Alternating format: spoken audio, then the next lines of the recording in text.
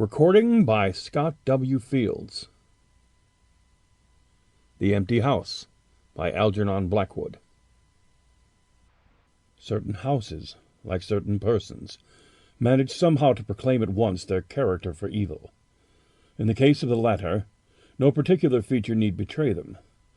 They may boast an open countenance and an ingenuous smile, and yet little of their company leaves the unalterable conviction that there is something radically amiss with their being, that they are evil.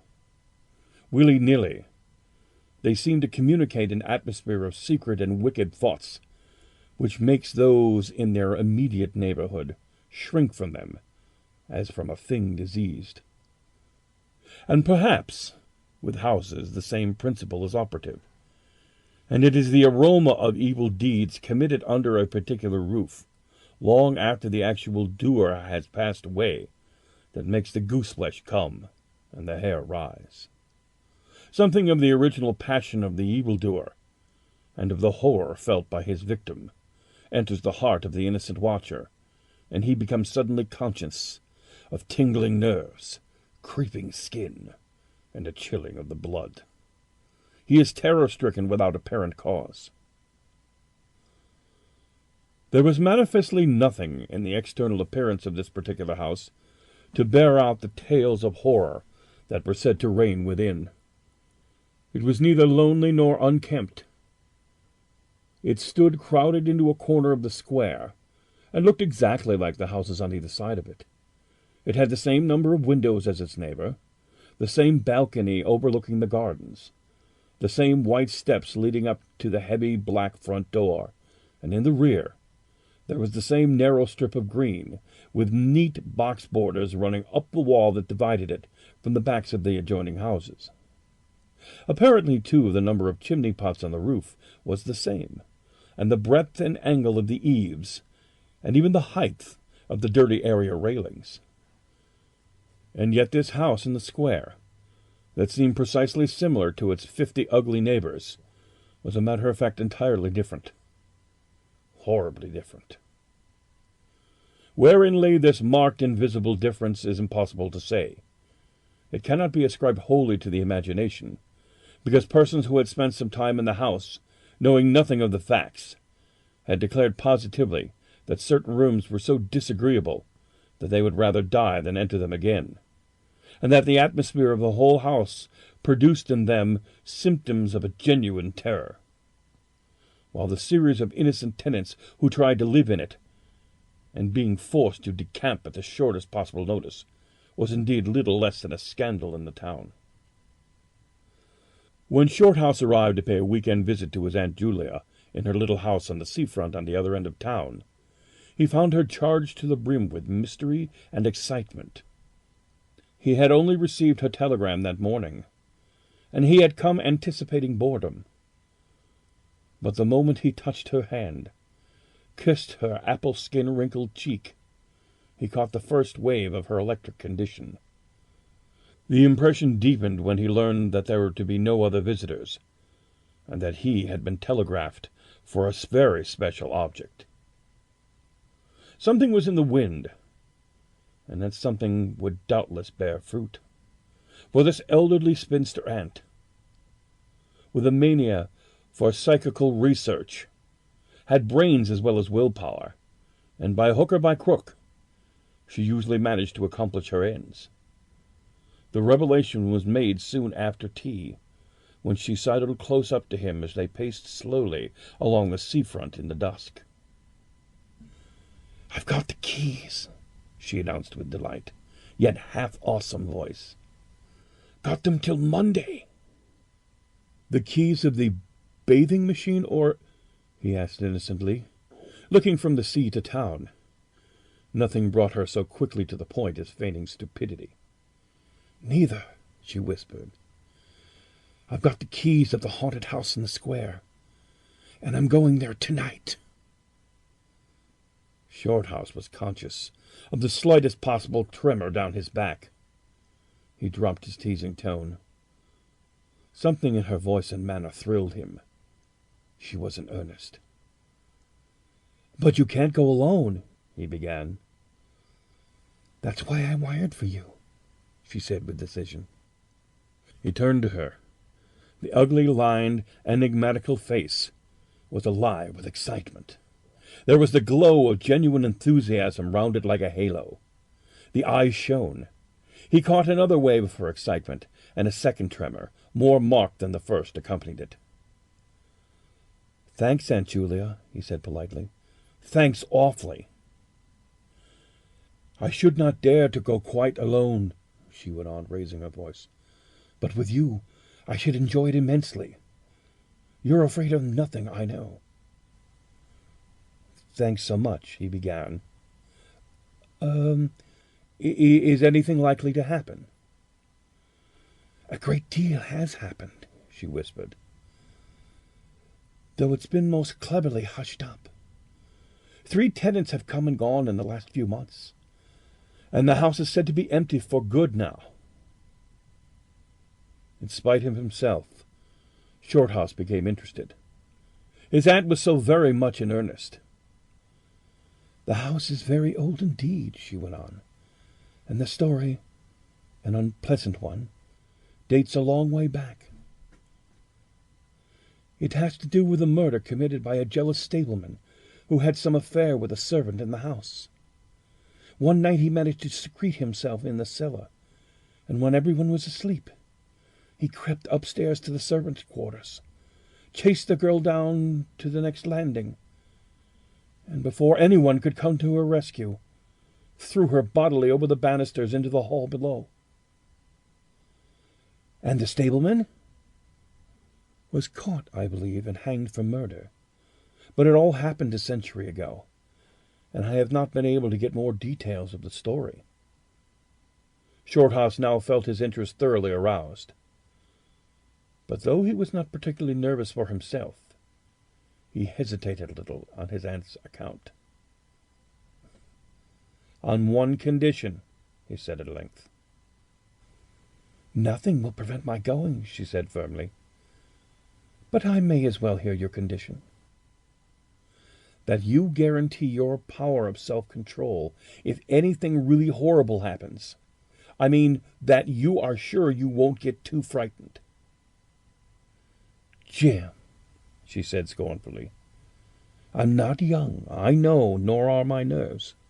But with you, I should be afraid of nothing in the world."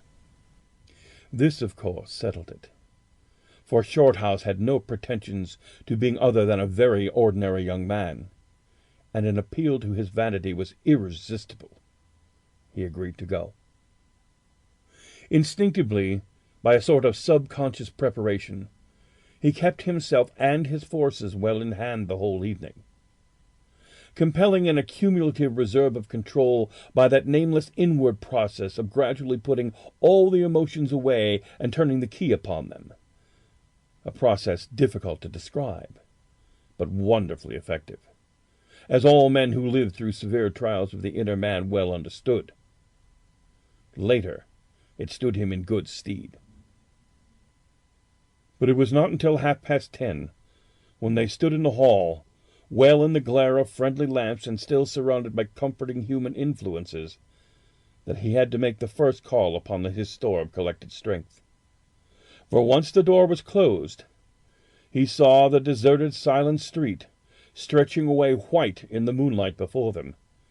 It came to him clearly that the real test that night would be in dealing with 2 fears instead of 1. He would have to carry his aunt's fear as well as his own. And as he glanced down at her sphinx-like countenance and realized that it might assume no pleasant aspect in the rush of real terror, he felt satisfied with only one thing in the whole adventure: that he had confidence in his own will and power to stand against any shock that might come. Slowly they walked along the empty streets of the town. A bright autumn moon silvered the roofs, casting deep shadows. There was no breath of wind, and the trees in the former garden by the seafront watched them silently as they passed along. To his aunt's occasional remarks, Shorthouse made no reply, realizing that she was simply surrounding herself with mental buffers. saying ordinary things to prevent herself from thinking of extraordinary things. Few windows showed lights, and from scarcely a single chimney came smoke or sparks. Shorthouse had already begun to notice everything, even in the slightest details. Presently they stopped at the street corner and looked up at the name on the side of the house, full in the moonlight, and with one accord, but without remark, turned into the square, crossed over to the side of it that lay in shadow. "The number of the house is 13, whispered a voice at his side, and neither of them made the obvious reference, but passed across the broad sheet of moonlight and began to march up the pavement in silence.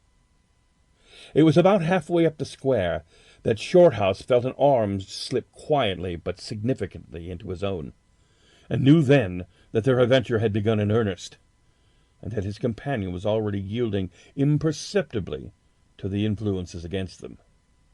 She needed support. A few minutes later, they stopped before a tall, narrow house that rose before them into the night, ugly in shape, and painted a dingy white. Shutterless windows without blinds stared down upon them, shining here and there in the moonlight. There were weather streaks in the wall and cracks in the paint, and the balcony bulged out from the first floor a little unnaturally. But beyond this generally forlorn appearance of an occupied house, there was nothing at first sight to single out this particular mansion for the evil character it had most certainly acquired. Taking a look over his shoulders to make sure that they had not been followed, they went boldly up the steps and stood against the huge black door that fronted them forbiddingly. But the first wave of nervousness was now upon them, and Shorthouse fumbled a long time with the key before he could fit it into the lock at all.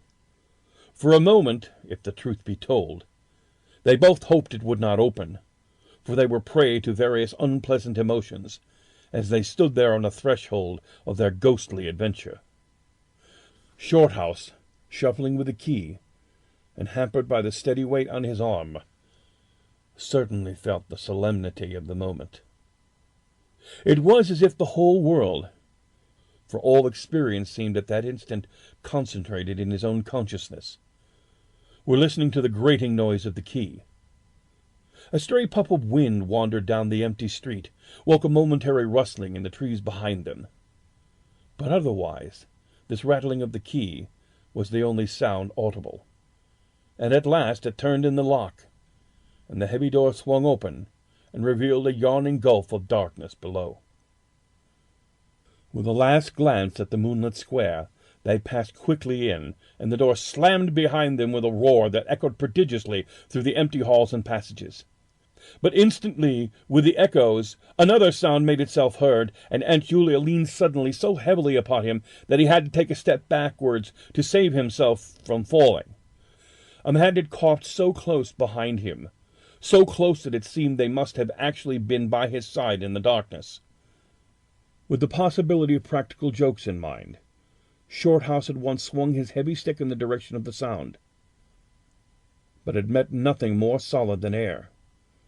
He heard his aunt give a little gasp behind him. "There's someone here," she whispered. "I heard him." "Be quiet," he said sternly. "It was nothing but the noise of the front door." "Oh, get a light, quick," she added, as her nephew, fumbling with the box of matches, opened it upside down and let them all fall with a rattle onto the stone floor. The sound, however, was not repeated. There was no evidence of retreating footsteps.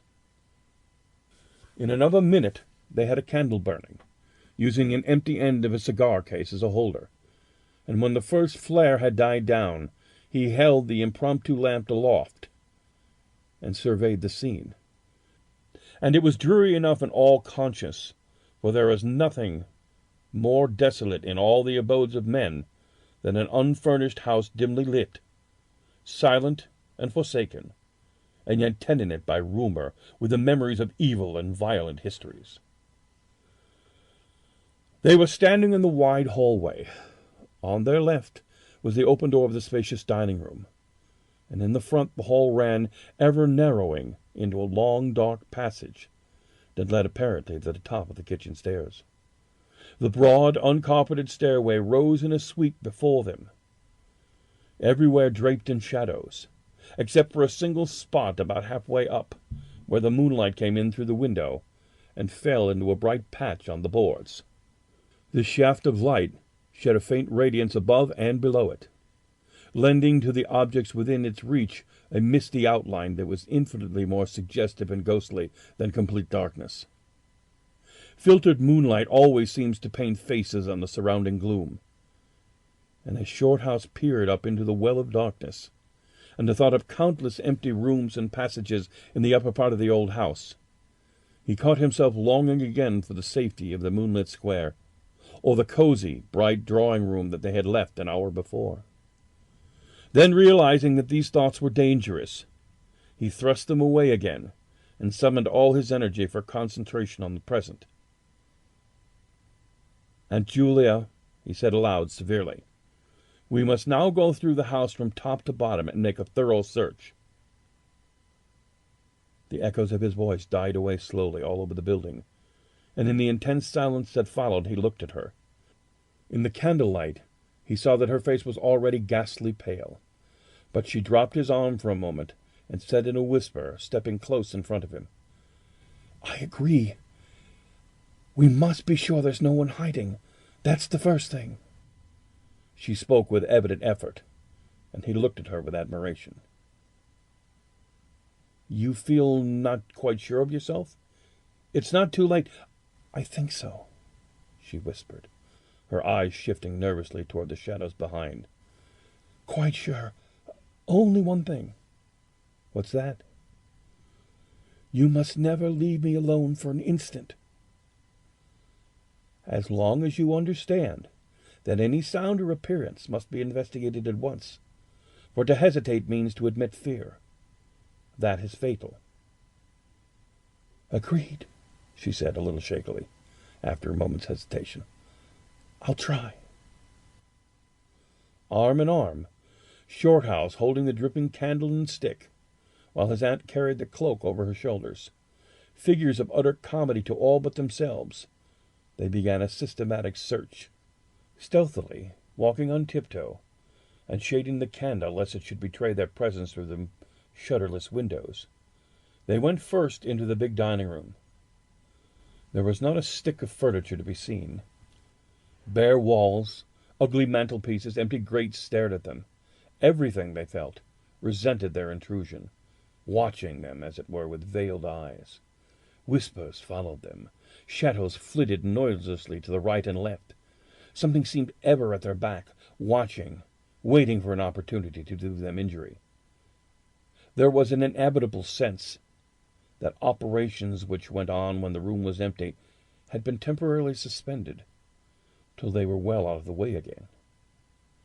The whole dark interior of the old building seemed to become a malignant presence that rose up, warning them to detest and mind their own business. Every moment the strain on their nerves increased.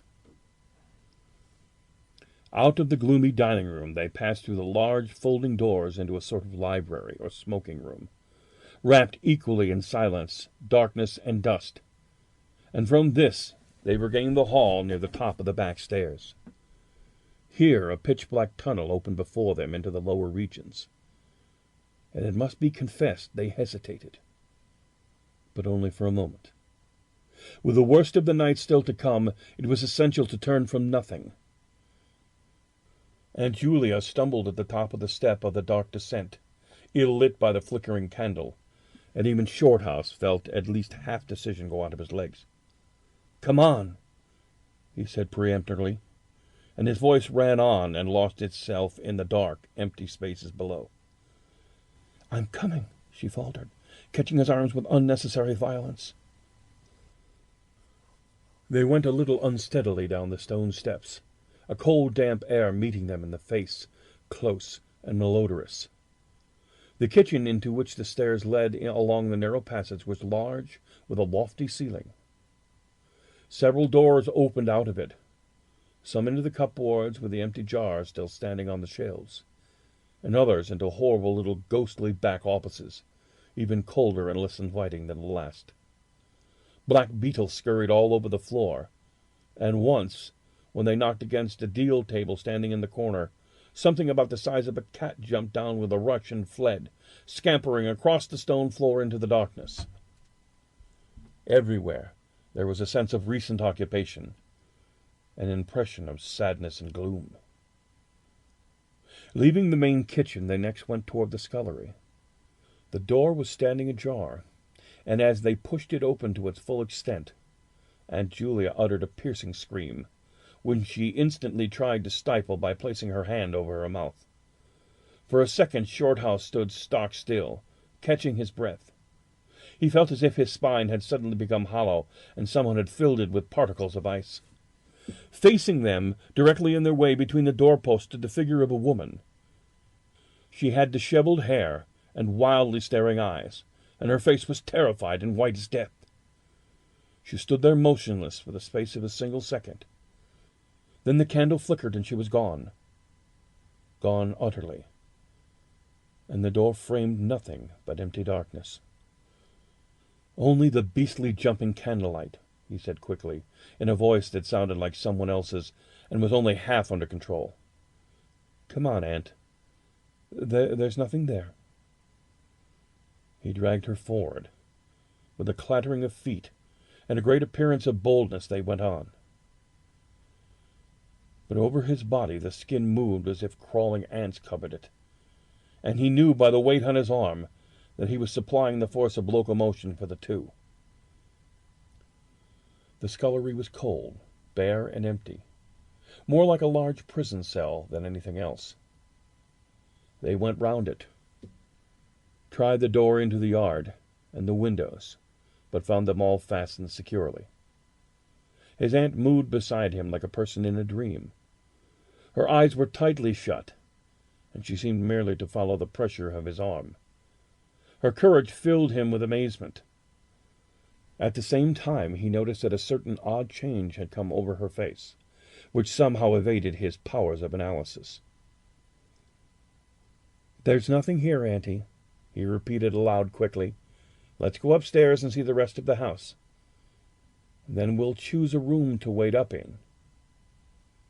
She followed him obediently, keeping close to his side, and they locked the kitchen door behind them. It was a great relief to get Tip again. In the hall there was more light than before, for the moon had traveled a little further down the stairs. Cautiously they began to go up in the dark vault of the upper house, the boards creaking under their weight. On the first floor they found a large double drawing-room, a search of which unveiled nothing. Here also there was no sign of furniture or recent occupancy. Nothing but dust and neglect and shadows. They opened the big folding doors between front and back drawing-rooms, and they came out again to the landing and went on upstairs. They had not gone more than a dozen steps when they both simultaneously stopped to listen, looking into each other's eyes with new apprehension across the flickering candle flame. From the room they had left hardly 10 seconds before came the sounds of doors quietly closing. It was beyond all question. They heard the booming noise that accompanies the shutting of the heavy doors, followed by a sharp catching of the latch. "We must go back and see," said Shorthouse briefly in a low tone, turning to go downstairs again. Somehow she managed to drag after him, her feet catching in her dress, her face livid. When they entered the front drawing-room, it was plain that the folding doors had been closed half a minute before. Without hesitation, Shorthouse opened them. He almost expected to see someone facing him in the back room, but only darkness and cold air met him. They went through both rooms, finding nothing unusual. They tried in every way to make the doors close of themselves, but there was not enough wind even to set the candle flame flickering. The doors would not move without strong pressure. All was silent as the grave. Undeniably the rooms were utterly empty, and the house utterly still. "It's beginning," whispered a voice at his elbow, which he hardly recognized as his aunt. He nodded acquiescence. taking out his watch to note the time. It was 15 minutes before midnight. Setting the candle in its case upon the floor in order to do so, it took a moment or two to balance it safely against the wall. And Julia always declared that this was the moment she was not actually watching him, but had turned her head toward the inner room, where she fancied she heard something moving. But at any rate, both positively agreed that the sound of rushing feet, heavy and swift, and the next instant the candle was out. But to Shorthouse himself had come more than this, and he had always thanked his fortunate stars that it came to him alone and not to his aunt too. For, as he rose from the stooping position of the balancing the candle, and before it was actually extinguished, a face thrust itself forward so close to his own that he could have almost touched it with his lips. It was a face working with passion, a man's face, dark, with thick features, angry and savage eyes. It belonged to a common man, and it was evil in an extraordinary normal expression, no doubt before he saw it, alive with intense, aggressive emotion. It was malignant and terrible human countenance. There was no movement in the air, nothing but the sound of rushing feet, stockinged or muffled feet, the apparition of the face, and the almost simultaneously extinguishing of the candle. In spite of himself, Shorthouse uttered a little cry, nearly losing his balance as his aunt clung to him with her whole weight in one moment of real, uncontrollable terror. She made no sound, but simply seized him bodily. Fortunately, however, she had seen nothing, but had only heard the rushing feet, for her control returned almost at once, and he was able to disentangle himself and strike a match. The shadows ran away on all sides before the glare, and his aunt stooped down, groping for the cigar case with the precious candle. Then they discovered the candle had not been blown out at all. It had been crushed out. The wick was now pressed down into the wax, which was flattened by some smooth, heavy instrument. How his companion so quickly overcame her terror, Shorthouse never properly understood. But his admiration for her self-control increased tenfold, and at the same time served to feed his own dying flame, for which he was undeniably grateful. Equally inexplicable to him was the evidence of physical force they had just witnessed. He had once suppressed the memories of stories he had heard of physical mediums and their dangerous phenomena. For if these were true, and either his aunt or himself was unwittingly a physical medium, it meant that they were simply aiding to the focus of the forces of the haunted house already charged to the brim. It was like walking with unprotected lamps among uncovered stores of gunpowder. So with as little reflection as possible, he simply relit the candle, went tip to the next floor. The arm in his trembled, it is true, and his own tread was often uncertain. But they went on with thoroughness, and after a search revealing nothing, they climbed the last flight of stairs to the top floor of all. Here they found a perfect nest of small servants' rooms, with broken pieces of furniture, dirty caned-bottomed chairs, chest of drawers, cracked mirrors, decrepit bedsteads. The rooms had low sloping ceilings already hung here and there with cobwebs, small windows, and badly plastered walls, a depressing and dismal region which they were glad to leave behind. It was on the stroke of midnight when they entered a small room on the third floor, close to the top of the stairs, and arranged to make themselves comfortable for the remainder of the adventure. It was absolutely bare, and was said to be the room they used as a clothes closet, into which the infuriated groom had chased his victim and finally caught her. Outside, across from the narrow landing, began the stairs leading up to the floor above, and the servants' quarters where they had just searched. In spite of the chilliness of the night, there was something in the air of this room that cried for an open window. But there was more than this. Shorthouse could only describe it by saying he felt less master of himself than in any other part of the house. There was something that acted directly on his nerves, tiring the resolution, enfeebling the will. He was conscious of this result before he had been in the room 5 minutes. And it was in this short time they stayed there that he suffered the wholesale depletion of his own vital forces, which was, for himself, the chief horror of the whole experience. They put the candle on the floor of the cupboard, leaving the door a few inches ajar so there was no glare to confuse the eyes, no shadow to shift about on the walls and ceiling. They spread the cloak on the floor and sat down to wait, with their backs against the wall. Shorthouse was within 2 feet of the door onto the landing. His position commanded a good view of the main staircase leading down into the darkness, and also the beginning of the servants' stairs going to the floor above. The heavy stick lay beside him within easy reach. The moon was now high over the house. Through the open window they could see the companying stars, like friendly eyes watching in the sky. One by one the clocks of the town struck midnight, and when the sounds died away, the deep silence of a windless night fell again over everything. Only the boom of the sea, far away and lugubrious, filled the air with hollow murmurs. Inside the house the silence became awful. Awful, he thought, because any minute now it might be broken by the sounds of portending terror. The strain of waiting told more and more severely on the nerves. They talked in whispers when they talked at all, for their voices sounded queer and unnatural. A chilliness not altogether due to the night air invaded the room and made them cold. The influences against them, whatever they might be, were slowly robbing them of self-confidence and the power of decisive action. Their forces were on the wane, and the possibility of real fear took on a new and terrible meaning. He began to tremble for the elderly woman by his side, whose pluck could hardly save her beyond a certain extent. He heard the blood singing in his veins. It sometimes seemed so loud that he fancied it prevented his hearing properly certain other sounds that were beginning to very faintly make themselves audible in the depths of the house. Every time he fastened his attention on these sounds, they instantly ceased. They certainly came no nearer. Yet he could not rid himself of the idea the movement was going on somewhere in the lower regions of the house. The drawing-room floor, where the doors had been so strangely closed, seemed too near. The sounds were further off than that.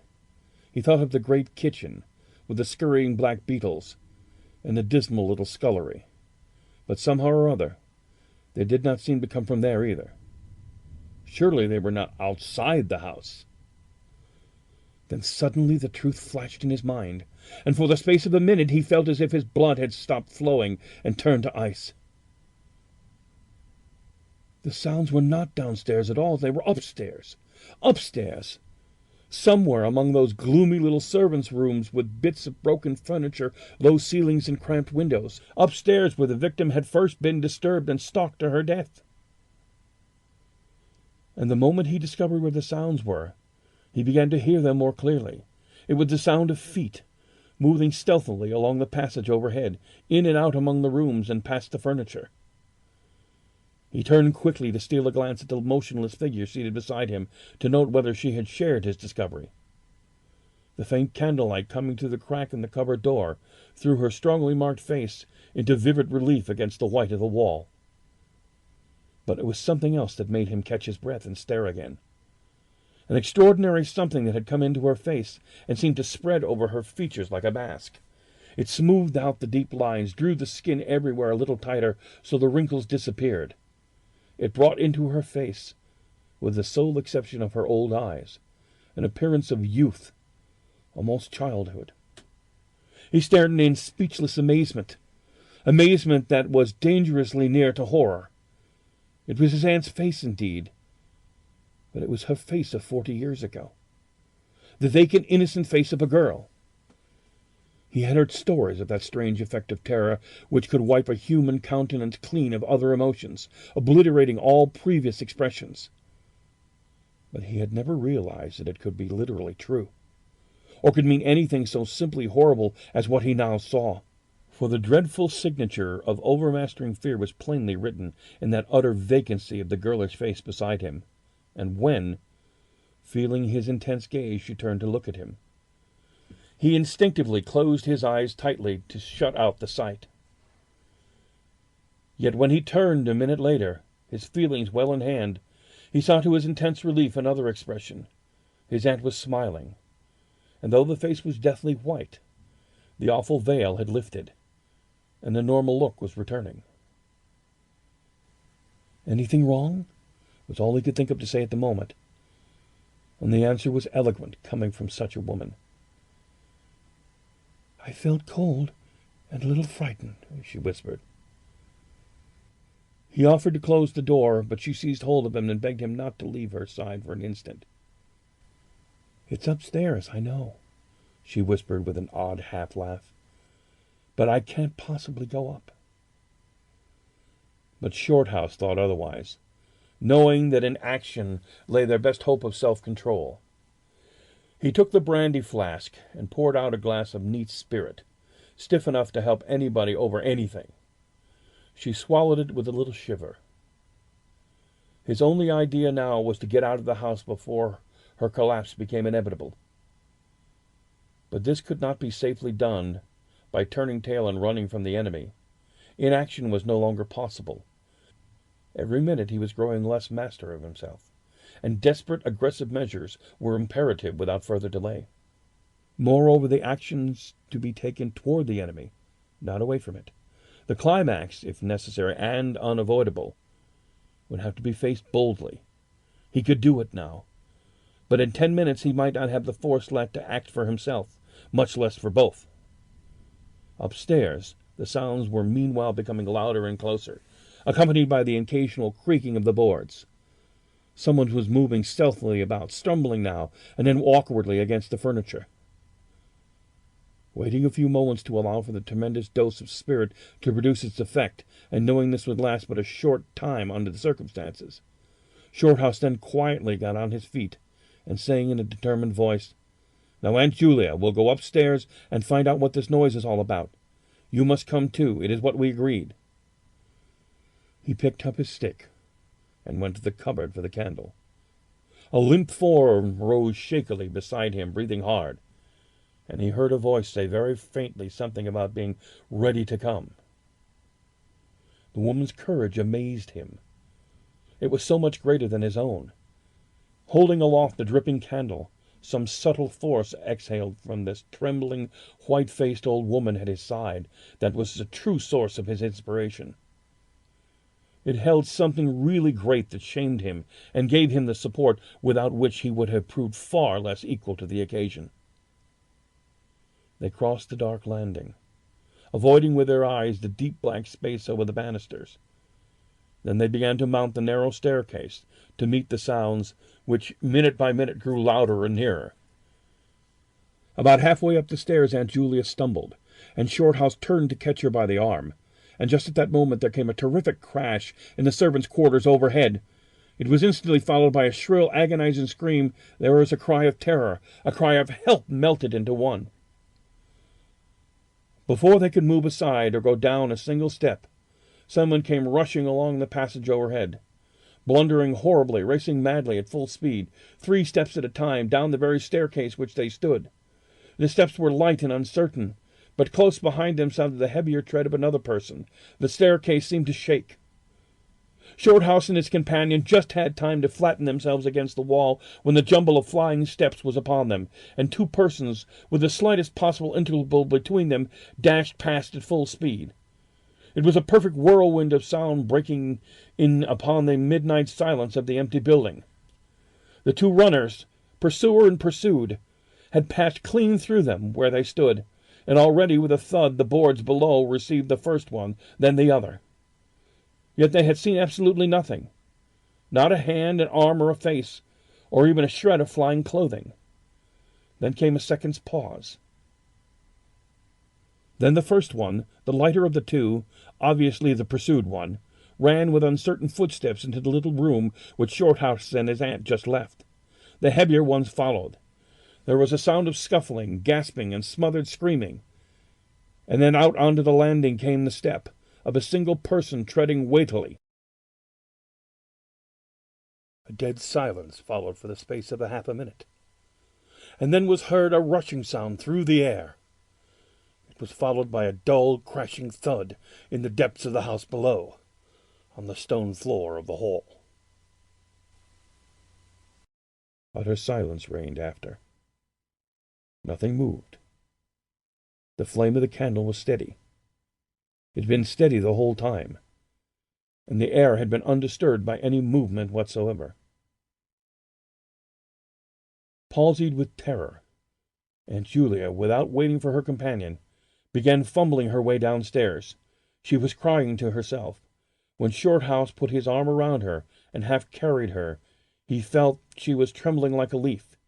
He went into the little room, picked up the cloak from the floor, and arm in arm walked very slowly, without speaking a word or looking once behind them.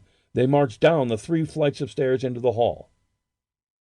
In the hall they saw nothing, but the whole way down the stairs they were conscious that someone followed them, step by step. When they went faster, it was left behind. When they went more slowly, it caught up. Never once did they look behind to see, and at each turning of the staircase they lowered their eyes for the fear of the following horror they might see on the stairs above. With trembling hands, Shorthouse opened the front door, and they walked out into the moonlight and drew a deep breath of the cool night air blowing in from the sea. This is the end of The Empty House by Algernon Blackwood.